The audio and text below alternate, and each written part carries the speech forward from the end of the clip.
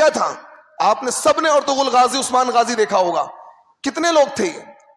ایک قبیلہ، چھوٹا سا قبیلہ بکری چرانے والا، جس کے پاس اپنی زمین نہیں تھی، زمین کے لیے دربدر ٹھوکریں کھاتے تھے، بادشاہوں سے منتیں کرتے تھے ہمیں زمین کا اتنا حصہ دے دیں، یہاں پر ہم اپنی بکریاں چرا لیں گے، اپنے تمبو اور خیمے گاڑ کر یہاں رہ لیں گے. ان کے پاس رہنے کے لیے اپنی زمین نہیں تھی. لیکن وہ قائی قوم، وہ قائی قبیلہ، اس نے محمد الرسول اللہ کو فالو کیا، محمد الرسول اللہ کے سچے غلام بنے، قرآن کو فالو کیا، قرآن کو اپنا دستور بنایا، قرآنی نظام پر عمل کیا، اور اسلامی نظام، اسلامی سسٹم کی محنت کے لیے انہوں نے جد و جہد کری. مختصر سے لوگ، مٹھی بھر لوگ پورے عالم اسلام پر غالب آ گئے اور بڑی بڑی طاقتوں کو انہوں نے لرزہ بر اندام کر دیا. منگولوں کے انہوں نے پرخشے اڑا دیے. تاتاری، ان کو منگول بھی کہتے ہیں، تاتاری بھی کہتے ہیں.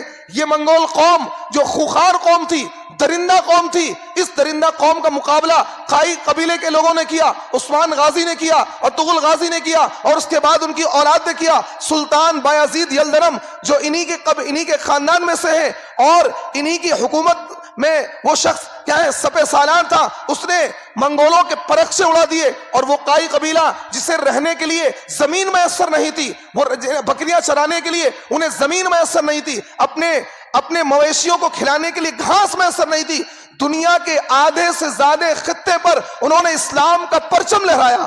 اور 600 سال تک عثمانی، یعنی جو ارطغرل کا بیٹا عثمان تھا، اس نے ایک حکومت کی بنیاد رکھی جس کو خلافت عثمانیہ کہتے ہیں، اور وہاں سے چل کر 600 سال تک 1923 تک اس خلافت عثمانیہ چلی. اور جب خلافت عثمانیہ ٹوٹی ہے تو 50 ملک اس خلافت عثمانیہ کے ٹوٹنے کے بعد بن گئے. دنیا کے آدھے سے زیادہ خطے پر عثمانی خلافت کا غلبہ تھا. تو کیا جب ہم اللہ کے نظام کو فالو کریں گے، محمد رسول اللہ کے سچے غلام بن جائیں گے، دنیا کے کوئی قوم ہمارے قریب نہیں کھڑے ہو سکتی. ہم مظلوم بن کر نہیں زندگی گزار سکتے ہیں، ہم پر کوئی قوم ظلم نہیں کر پائے گی.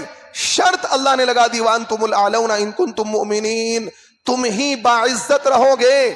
شرط یہ ہے تم مومن بن کر رہو.